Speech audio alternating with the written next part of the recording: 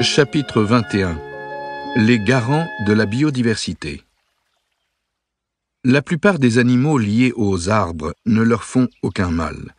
Ils profitent uniquement des milieux particuliers qu'offrent les troncs ou les houppiers, dont les conditions d'ensoleillement et les différentes zones humides créent des petites niches écologiques. Un nombre infini de spécialistes trouvent ici leur habitat. Les étages supérieurs de la forêt sont parmi les moins explorés par les scientifiques, pour la simple raison que leur accès nécessite l'installation de grues ou d'échafaudages coûteux à mettre en place. Pour limiter les dépenses, il peut arriver que des méthodes radicales soient mises en œuvre. Ce fut le cas, il y a quelques années, lorsque Martin Gossner, un biologiste spécialiste des arbres, a passé au pulvérisateur le plus gros arbre du parc national de la forêt bavaroise, un vénérable individu de 600 ans, 52 mètres de hauteur et 2 mètres de diamètre. Le produit utilisé était du pyrètre, un insecticide qui a eu pour effet de faire passer de vie à trépas la totalité des araignées et des insectes qui occupaient le houppier et qui ont tous dégringolé par terre. Au moins preuve était faite de la grande diversité d'espèces vivant dans les cimes.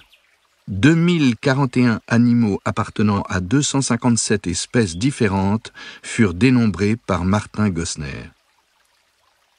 Les couronnes présentent même des biotopes humides particuliers. Lorsque le tronc se sépare en deux sections et forme une fourche, l'eau de pluie stagne dans le point bas de la division. Cette mini-mare est l'habitat de larves de moustiques dont se nourrissent de rares espèces de coléoptères.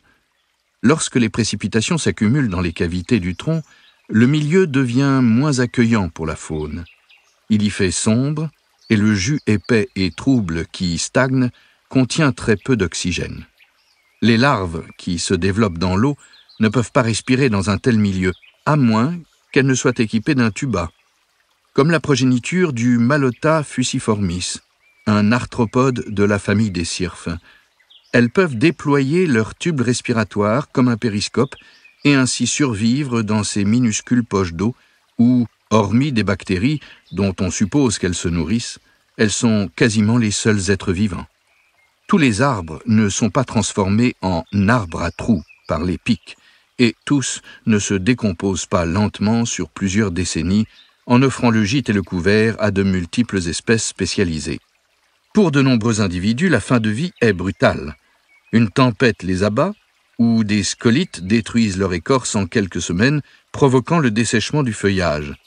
L'écosystème de l'arbre s'en trouve bouleversé. Les animaux et les champignons qui sont assujettis soit à l'humidité fournie par les vaisseaux de l'arbre, soit au sucre en provenance du houppier, doivent quitter le cadavre ou mourir à leur tour. Un petit monde cesse d'exister. Ou bien, un nouveau voit-il le jour? Un arbre qui meurt ne disparaît jamais tout à fait. Le corps mort continue d'être indispensable au cycle naturel de la forêt. Les substances nutritives que l'arbre a puisées dans le sol et stockées dans son bois et son écorce pendant des siècles constituent un trésor d'une grande richesse pour ses enfants. Mais y accéder n'est pas facile. Sans le concours d'autres organismes, ils ne peuvent en tirer profit. Dès que l'arbre est au sol, une course de relais s'engage pour des milliers d'espèces de champignons et d'insectes. Chacune est spécialiste d'un stade précis de décomposition et ici aussi d'une partie précise de l'arbre. Cela explique qu'elles ne peuvent jamais mettre en danger des arbres vivants, beaucoup trop coriaces pour elles. Ce qu'elles aiment, ce sont les fibres de bois tendres, les cellules pourries, molles et humides. Elles prennent leur temps, autant pour s'alimenter que pour achever leur croissance, ainsi qu'en témoigne le lucarne cerf-volant. Sa propre vie d'insecte adulte ne dure que quelques semaines, le temps de s'accoupler. La vie de sa larve, en revanche, qui grignote lentement des racines de feuillus en cours de décomposition, est beaucoup plus longue. Elle peut mettre jusqu'à 8 ans, avant d'atteindre le stade où, grasse et dodue, elle est en mesure de se transformer en nymphe. Les champignons consoles sont tout aussi lents. Ils s'appellent ainsi parce qu'ils s'accrochent au tronc des arbres morts, comme des petites étagères plus ou moins circulaires.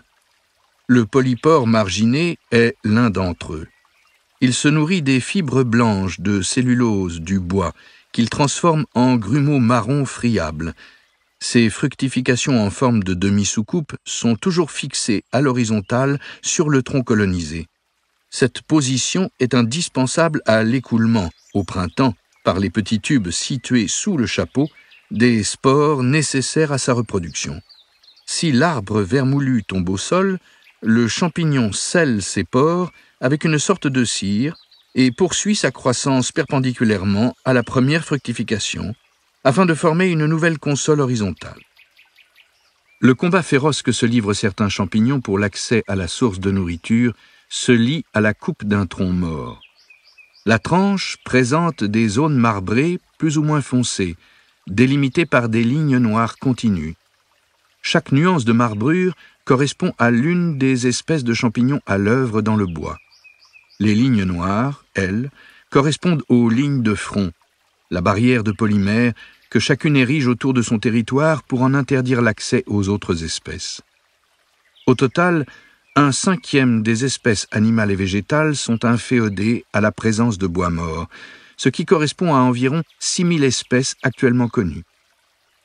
Nous avons vu que ces espèces étaient utiles au cycle des éléments nutritifs et de la matière organique, mais sont-elles réellement sans danger pour la forêt? Quelle garantie a-t-on qu'elles ne se rabattraient pas sur des arbres vivants en l'absence de bois mort en quantité suffisante? Je suis souvent interpellé à ce sujet, et il y a encore ici et là des propriétaires forestiers privés qui préfèrent nettoyer leur sous-bois par crainte d'une propagation des parasites. C'est pourtant superflu. Ce débarras a surtout pour effet de détruire inutilement des habitats précieux, car les petits occupants du bois mort seraient incapables de prospérer dans du bois sain, trop humide, trop dur et trop riche en sucre. Sans compter que les hêtres, les chênes ou les épicéas ne se laissent pas coloniser facilement. Dans leur milieu naturel, des arbres sains correctement alimentés résistent à presque toutes les attaques. Et l'armada de petites bestioles, pour autant qu'elles trouvent à se loger, participe activement à la lutte. Le bois mort peut même être directement utile aux arbres, car le tronc couché devient parfois le berceau de sa descendance. Le cadavre de leurs parents constitue en effet un excellent substrat de germination pour les graines d'épicéas. C'est ce que les scientifiques nomment la régénération naturelle sur bois mort. Le bois en décomposition retient très bien l'eau et une partie des substances nutritives qu'il contenait est déjà remise à disposition par les champignons et les insectes. Seul inconvénient, la durée de vie limitée du bois mort qui se décompose jusqu'à redevenir humus et disparaître dans le sol. Les racines des petits arbres dont il a favorisé le développement sont progressivement mises au jour et perdent leur ancrage. Mais le processus se déroule sur plusieurs décennies et les ramifications racinaires s'enfoncent dans le sol à la suite du bois en décomposition. Au fil des années, le tronc des épicéas qui ont grandi dans ces conditions finit par être porté par des sortes d'échasses, d'où le nom de racines échasses, dont la hauteur révèle le diamètre du tronc de la mère arbre qui les a vus naître.